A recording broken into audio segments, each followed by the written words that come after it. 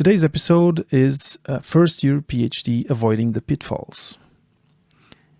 In a space mission, there is one countdown, one launch, one destination, and no place for error or doubt. Grad studies are less like a rocket launch and more like an expedition into uncharted territories. As such, graduate studies are a forgiving endeavor where you have ample opportunity to reassess and reorient along the way. So, what I'm saying is, as a PhD student, you are an explorer. And what's the first thing that an explorer does when setting up for an expedition today? What they do is that they plan.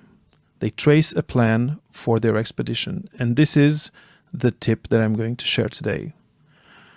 Tracing a plan for your PhD is a very important strategy from the outset to help you have the best experience, at least for that first year where you're going to be in a new environment, you're going to meet new people, you're going to be learning, a new culture depending on the lab you're in or the country you're moving to.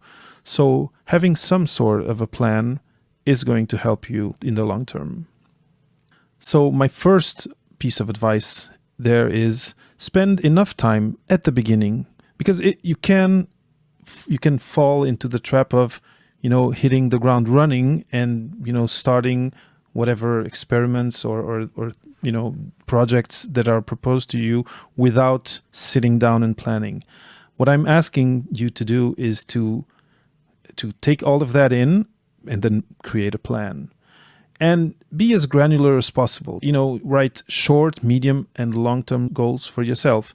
One of the things that I know I didn't do at the beginning of my PhD was to first put this down on paper, and second, the long-term plans or long-term objectives or goals, I didn't think of them.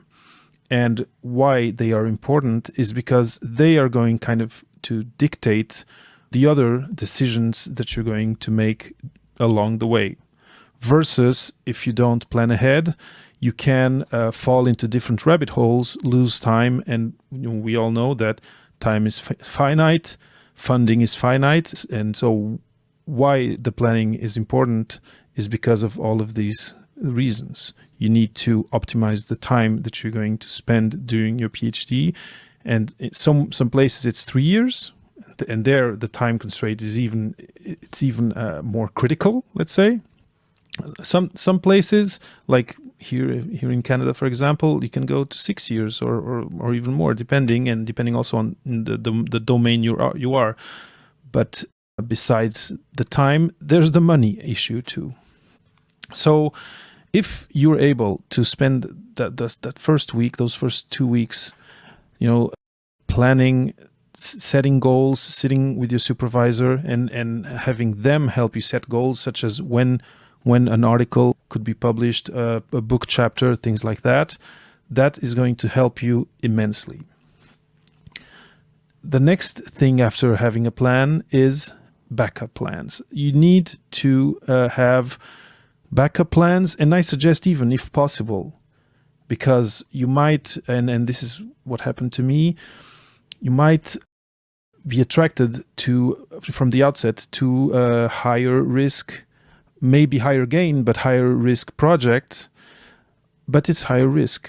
And you want to have lower risk projects, lower hanging fruit that you can fall back on if there's a problem with that project, which happens to a lot of us. And, we're first year PhD students, it's just normal. So having different backup plans, having different paths to those goals that you put on your map, on your kind of PhD map that you're tracing, is very important, because if you're building only one road and then something happens, it's gonna be a shock. It's gonna be harder to reorganize and to reorient, and it could even have a toll on your mental health, and we don't want that. I mentioned funding before, and I think it's really, really important. And Also, depending on where you're from, if you're an international student, if your funding comes from abroad, but also if your funding comes from an institution of the country, or connected to the institution you're at, to the research group you're at.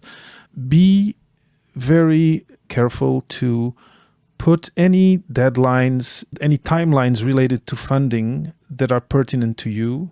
So your initial funding, when does it end? When are the deadlines to register or to submit to get new funding?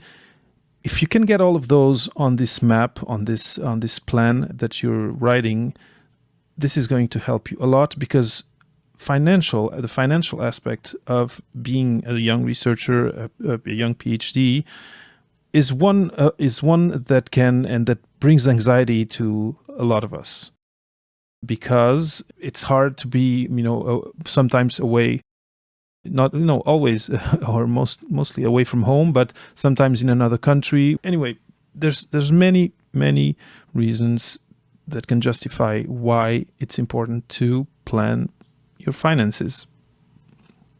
And again, why am I saying this? Because surprises on the financial side, it's something you don't want to have. So be very clear from day one how long you have until the funding ends, and discuss lining up funding transitions with your PI or with the department where you are that deals with that. This map that you create at the beginning, it is very, very important, because it's related to your PhD, that you have PhD-oriented goals, and that you validate it with your supervisor or with your mentor, with someone that has a bigger picture view, someone that's been there, that's done that, and that can tell you this is realistic, this needs to be an extra, etc., etc. Because as always, it's important to set realistic goals. And the other important aspect, and this may be right away at the beginning of the PhD, but maybe also later on, is to align those goals with your long-term life goals. Be it having a family, be it where you want to be in life in 5 years, what you want to do after your PhD, in or out of academia.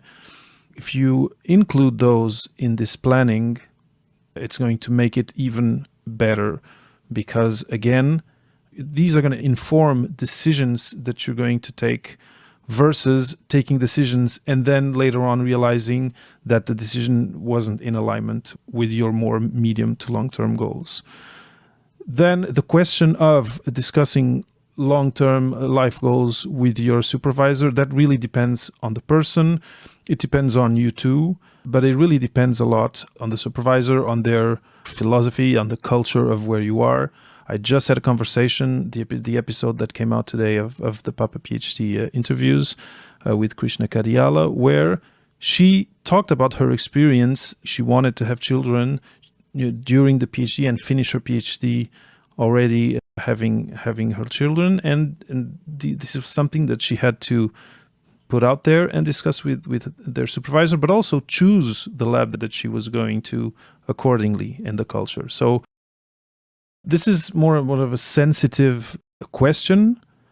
I think if you can do it, if there is openness for you to have these conversations, they're really, really good to have, and it can bring you so much peace to know that this or that aspect of your plan is accepted, and that you'll have the support of your supervisor to stay true with your plans. It's really, really good. It's not possible in all situations, but it's a case by case. The take-home message is, don't do it like I did. Don't go into the PhD without looking ahead, planning ahead, and putting all of this information in a sort of map, in a sort of plan. It could be Post-its, it can be a kind of a journal, something that helps you focus, because you can get scattered, and you will get scattered depending on what goes on, but you will get scattered sometimes during your PhD. And having this document, this kind of anchor that you can go back to and see, okay, I had planned this, I had put this as an objective, I had put this as a priority, it's really a good tool to stay calm, stay focused, and not feel that you're losing control of your life, of your PhD, of your projects, etc. And of course, this PhD map and this life map is a living document. So I always recommend that when you go back to it, be open to changing things, because your priorities will change and you will learn as you go, and that can also inform what you do with the map. So this is what I wanted to share today. Plan ahead, avoid pitfalls, be it finance, be it having projects that are too risky and that in the end you'll be short to finish your PhD. Plan ahead, think of all these possibilities, and you'll have a much smoother adventure. So that's it for today's episode of the PhD Dojo. I hope you enjoyed it. I hope you are going to do your model of this map, and feel free to share any questions you might have. I'll be happy to answer. Thanks for listening, and see you in 2 weeks.